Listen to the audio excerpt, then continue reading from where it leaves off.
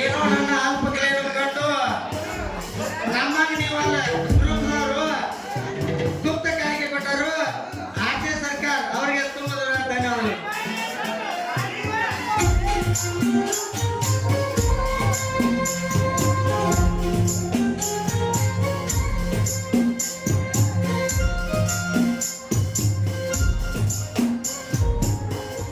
ನನಗೆ ಭಯವಾಗುವ ಧೈರ್ಯ ಹೇಳುವವರು ಒಂಟಿ ಎನಿಸಿದಾಗ ನಿನ್ನೊಂದಿಗೆ ನಾನಿದ್ದೇನೆ ಎನ್ನುವ ಅರ್ಥಿಗೆ, ನನಗೆ ಕಷ್ಟ ಬಂದಾಗ ಪರಿಹಾರ ನೀಡುವವರು ನಿನ್ನೊಂದಿಗೆ ಯಾರಿಲ್ಲ ಅನಿಸಿದಾಗ ನನ್ನೊಂದಿಗೆ ನಾನಿದ್ದೇನೆ ಎನ್ನುವ ಅರ್ಥಿಗೆ, ಇವರಿಬ್ಬರನ್ನು ಕಳೆದುಕೊಂಡ ನನ್ನ ಜೀವನವೇ ಇಲ್ಲ ಶಿವ.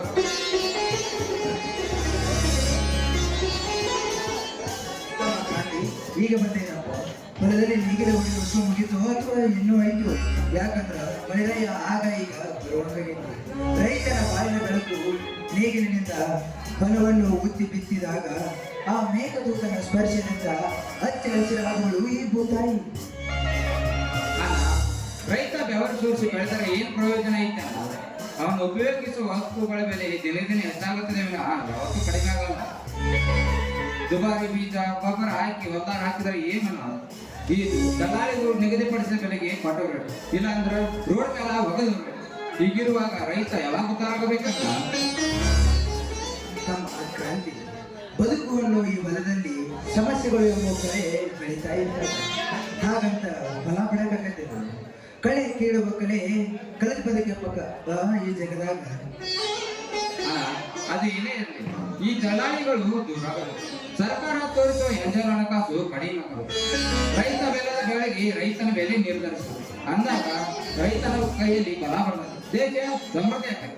ಅದು ಏನೇ ಇರಲಿ ಅಲ್ಲ, ನನ್ನ ಗುರು ಹಾಗೂ ನನ್ನ ಅತ್ತಿಗೆಯನ್ನು ಕೊಲೆ ಮಾಡಿದ ಹಂತಕರು ಯಾರಾದ್ರೂ ಇವತ್ತು ನೀನು ಹೇಳಲೇಬೇಕು. ಅವರನ್ನು ಮರೆತು ಮಾಡುವ ಶಕ್ತಿ ನನ್ನಲ್ಲಿಲ್ಲ. ಆ ಹಂತಕರಿಗೆ ಹೊತ್ತು ಬುದ್ಧಿ ಕಳಿಸುವುದೇ ನಿಮ್ಮ ತಮ್ಮನ ಗುರಿ.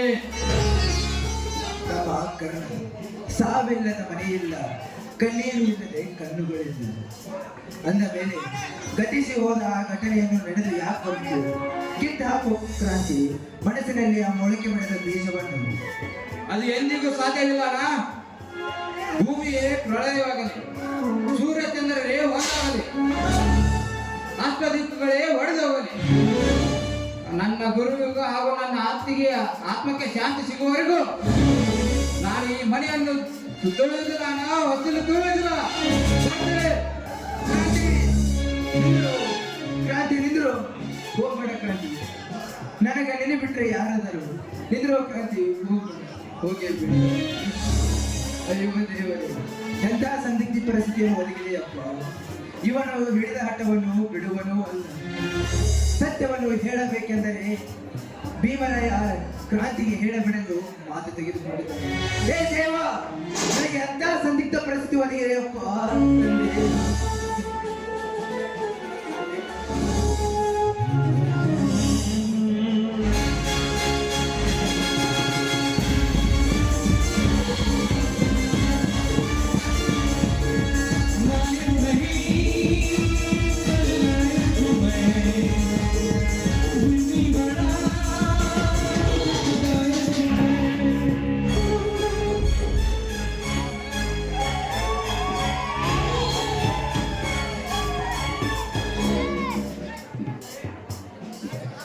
ಹೃದಯಕ್ಕೆ ಅರಿವಾದ ತಕ್ಷಣ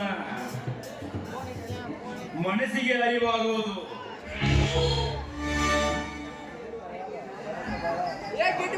ಬುದ್ಧಿಗೆ ಅರಿವಾದಾಗ ಜ್ಞಾನಕ್ಕೆ ಅರಿವಾಗುವುದು.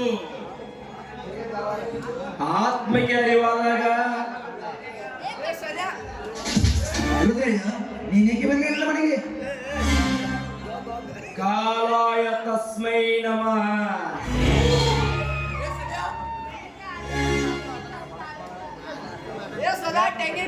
ಕೊಟ್ಟ ಮಾತು ಅಂದ್ರೆ ಕೊಟ್ಟ ಮಾತು ಅಂತ ಯಾಕೆ ಬಾಯ್ ಬಿಡ್ತೀಯ?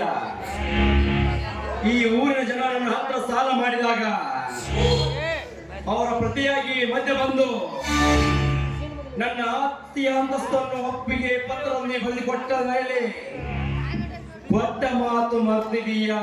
ರೈತರ ಮುಖಂಡ ಬೆಟ್ಟಪ್ಪನವರೇ, ನಿನ್ನ ಕೆಟ್ಟ ಕುತಂತ್ರದಿಂದ ಬಟ್ಟಿಗೆ ಮಹಾಬಡ್ಡಿ ಹಾಕಿ ರೈತರ ಹೊಲ ಮನಿ ಕಸ್ಕೊಂಡು ಅನ್ನ ಬೆಳೆಯುವ ಬಂಗಾರ ಬೆಳೆಯುವ ಹೊಲದಾಗ ನೀನು ಹೊಲಸ್ ಬಟ್ಟೆ ಕಟ್ಟ ಹೊಂಟೀಯ. ರೈತರ ಪ್ರತಿನಿಧಿಯಾಗಿದ್ದು ನನಗೆ ತಪ್ಪು ಎನಿಸಿರಲ್ಲವೇ? ತಪ್ಪು ತಪ್ಪು ಅನ್ನುವ ಶಬ್ದದ ಅರ್ಥಕೋಶವಿಲ್ಲ ನಮ್ಮ ಲೈಫ್ ಎಂಬ ಡಿಕ್ಷನರಿಯಲ್ಲಿ. ಅಂದು ಮಧ್ಯ ಬಂದು ತಡೆಯದೆ ಹೋಗುತ್ತಿದ್ದರೆ ಇಂದು ಆ ಹೊಲಸು ರೈತರ ಹೊಲದಲ್ಲಿ ನಮ್ಮ ಫ್ಯಾಕ್ಟರಿ ಓಪನಿಂಗ್ ಆಗಿ ಸ್ಮಗ್ಲಿಂಗ್ ಮಾಲ್ ಪಾರ್ಸಲ್ ಆಗುತ್ತಿತ್ತು. ಇಂದಾದರೂ ಏನಾಗಿದೆ? ಅವರ ಹೊಲದ ಬದಲಾಗಿ ನಿನ್ನ ಹೊಲದಲ್ಲಿ ಫ್ಯಾಕ್ಟರಿ ಕಟ್ತೇವೆ. ಅವನ್ ಯಾವ ಗಂಡಸು ಬಂದು ತಡಿತಾನೋ ನಾನು ನೋಡೇ ಬಿಡ್ತೇನೆ. ಹೇ ಕ್ರೂರಿಗಳೇ, ಹರಿದು ಹೋಗುವ ನದಿಗೆ ಅಡ್ಡಲಾಗಿ ಡ್ಯಾಮ್ ಕಟ್ತೀನಿ ಅಂದ್ರೆ ಇದೇ ಕ್ಷಣ ನನ್ನ ಹೊಲವನ್ನು ಕಟ್ಟಿಕೊಡ್ತೀನಿ. ಆದ್ರೆ ನಿಮ್ಮಂತ ಸಮಾಜಘಾತಕ ಕೆಲಸಕ್ಕೆ ನನ್ನ ಹೊಲವನ್ನು ಎಂದಿಗೂ ಬಿಟ್ಟು ಕೊಡುವುದಿಲ್ಲ.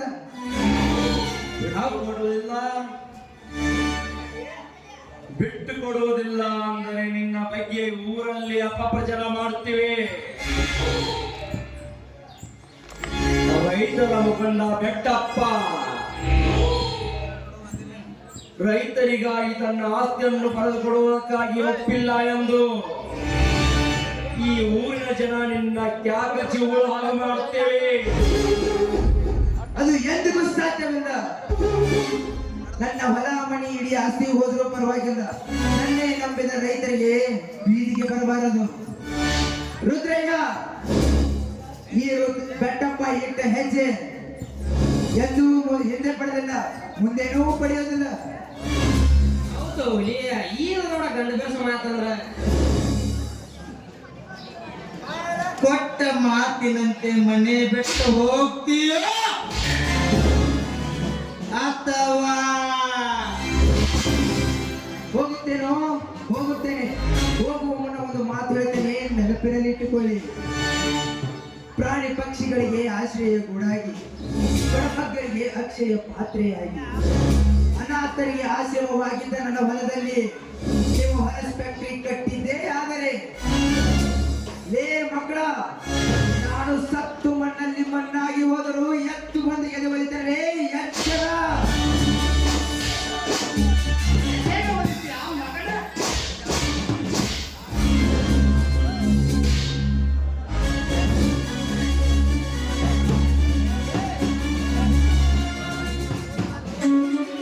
ಪಾಪಿಗಳೇ, ಅನ್ನ ಹಾಕುವ ರೈತರಿಗೆ ಹೊಡಿತಿರಲು ನೀವು ಗುಲಾಬಿನ ಸಾಯ್ತಿರ ಮಕ್ಕಳ. ನೀವು ನನ್ನ ಮೇಲೆ ಕೈ ಇಟ್ಟ ವಿಷಯಗಳ ತಮ್ಮ ಕ್ರಾಂತಿಗೆ ತಿಳಿದರೆ ನಿಮ್ಮ ಒಪ್ಪಿದ ದೇಹವನ್ನು ಅರೆ ಕ್ಷಣದಲ್ಲಿ ಕತ್ತರಿಸುತ್ತಾನೆ. ಹುಷಾರ್. ಅವನ ಹೆಸರು ಎತ್ತಬೇಡ ನಮ್ಮ ಮುಂದೆ.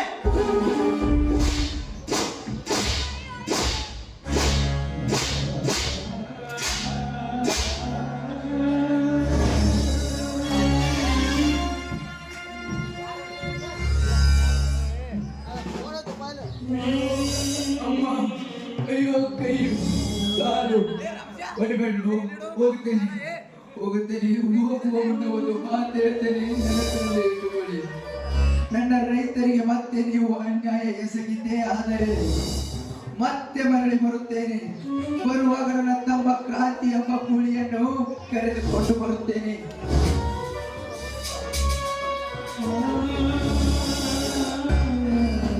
ಆದರೆ ಹೋಗುವ ಮುನ್ನ ಒಂದು ಮಾತು ತಿಳ್ಕೊಳ್ಳಿ. ಈ ನನ್ನ ನೇಗಿಲನ್ನು ತೆಗೆದುಕೊಂಡು ಹೋಗಲು ಅವಕಾಶ ಮಾಡಿಕೊಡಿ. ಈ ಮನೆಯಿಂದ ಒಂದು ಸೂಜಿ ಮಳೆ ಎತ್ತು ವಸ್ತುವನ್ನು ತೆಗೆದುಕೊಂಡು ಹೋಗಲು ಕೊಡುವುದಿಲ್ಲ. ಲೇ ಗರುಡ, ದೇಹಿ ಎಂದು ಬೇಡಿಕೊಳ್ಳುತ್ತಿದ್ದಾನೆ. ಆ ಹೊಲಸು ಗೊರಲೆ ಎತ್ತಿದ ನೇಗಿಲು ಯಾರಿಗೆ ಬೇಕು? ತೆಗೆದುಕೊಂಡು ಹೋಗಲಿ ಬಿಡು. ನನಗೆ ಮಡಿ ಬಡಿ ಕಡಿಯಾದ್ರೆ ನಾನೇ ನಂಬಿದ ನನ್ನ ಆರಾಧ್ಯ ದೈವ ನೇಗಿಲಿಗೆ ಹೀಯಾಡಿಸಿ ಮಾತನಾಡಿದ್ದೆ ಆದರೆ ಸುಟ್ಟು ಹೋಗಲೇ ಎಚ್ಚರ. ನಿನಗೇನು ಗೊತ್ತು ಅಷ್ಟ ಕಿಮ್ಮತ್ತು? ನೇಗಿಲಿಗೆ ಸಿಂಗಾರ, ರೈತನಿಗೆ ಬಂಗಾರ. ಇದರ ಅರ್ಥ ಗೊತ್ತೇನೋ? ಆಸೆ ಎಂಬ ಮಂಕು ಬಡಿದ ಮತಿಗೆಟ್ಟ ಮೂರ್ಖರೇ, ಕೋಲು ಮಿಂಚೆಂಬ ಇಸದಿಂದ ಆಕಾಶವೆಂಬ ಕೊಡಕ್ಕೆ ಸೇರಿಸಿ ತ್ರಿಶೂಲವೆಂಬ ಮಂಜ ಜೋಡಿಸಿ ನದಿವೆಂಬ ನಗ ಕಟ್ಟಿ ಭಕ್ತಿಯಿಂದ ಪೃಥ್ವಿಯನ್ನು ಹೂಳಿ ಮೋಡಗಳೆಂಬ ಬೀಜ ಬಿತ್ತಿದ ರೈತನ ಬಾಳು ಬಂಗಾರಾಗುತ್ತದೆ.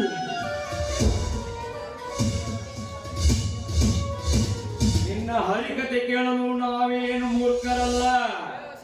ಸೋಮದೇವಿಯಿಂದ ಜಾಗ ಬಿಡು. ಹೋಗುತ್ತೇನೆ ಏನೋ ಒಂದೆಲ್ಲ ಆಗಲೇ ಗೊರಳಿ ಹತ್ತಿದ ಕಟ್ಟಿಗೆ, ಇದೇ ಗೊರಳಿ ಹತ್ತಿದ ಕಟ್ಟಿಗೆಯಿಂದ ಇನ್ನೂ 10 ಪಟ್ಟು ಆಸ್ತಿ ಮಾಡಿ ತೋರಿಸ್ತೇನೆ. ಇದು ಈ ಪ್ರಗತಿಪರ ಬೆಟ್ಟಪ್ಪ ಮಾಡುವ ಶಪಥ. ಬರುತ್ತೇನೆ.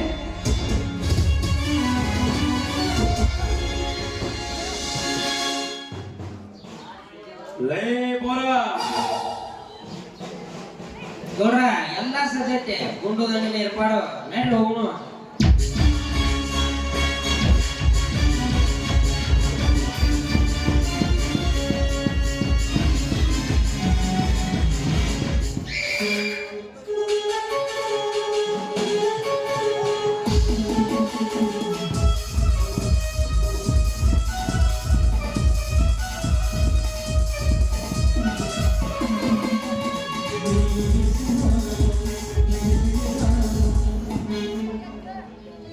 ಏನು ನನ್ನ ಅಲ್ಪ ಕರೆಯನ್ನು B.N. ನವಾಲ್ಕರ್ ಡಾಕ್ಟರ್ ಇವರು ಕೂಡ ನನಗೂ ತುಂಬಾ ಸಹಾಯ ಮಾಡಿದ್ದಾರೆ. ಅವರಿಗೆ ಮಲ್ಲಿಕಾರ್ಜುನ ಹಾಗೂ ಮಾತೇಶ್ವರ ಆಯುಷ್ಮಾನ್ ಕೊಟ್ಟು ಕಾಪಾಡಲಿಕ್ಕೆ ಕೇಳಿಕೊಳ್ತೀನಿ.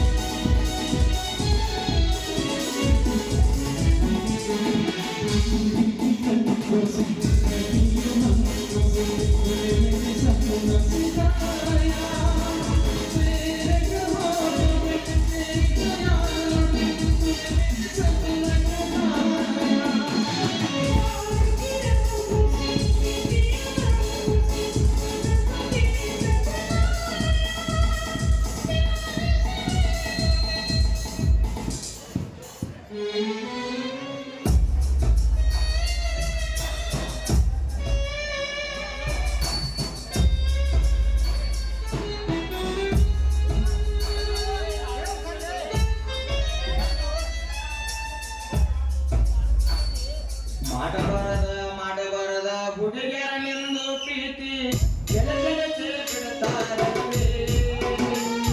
ಸುಳ್ಳಂತ ತಿಳಿಯಾಗಿ ಇದು ನನ್ನ ಲವ್ ಸ್ಟೋರಿ. ನೀನೇ ಕೈಕೊಟ್ಟಾರೆ ನಮ್ಮೂರಿಗೆ ಮುಂಗ ಎಳೆಸಿ ನಿಂತಾಳೇ.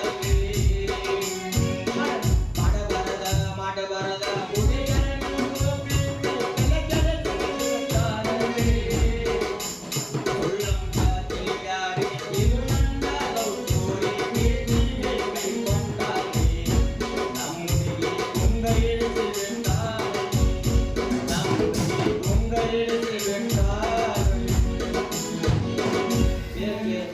ಈ ನಮ್ಮ ಹುಡುಗಿಯರಿಂದ ಬೆನ್ನು ಹತ್ತಿ ನಮ್ಮ ಪರಿಸ್ಥಿತಿ ಹಂಗಾಗೈತಿ ನೋಡ್ರ. ನಮ್ಮ ನಾಡಿ ಸಾಕಾಗ್ಬೇಡ್ರಿ. ನಮ್ಮ ನಾಡಿ ಸಾಕಾಗೈತಿ.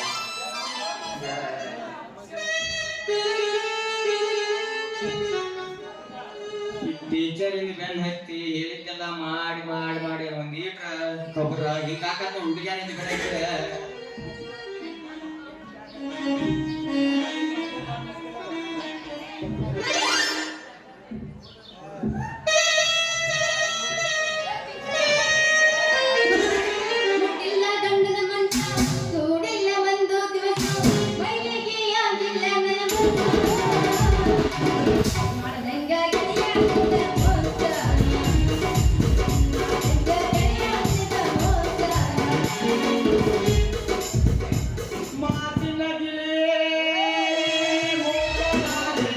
ಠಠಠಠ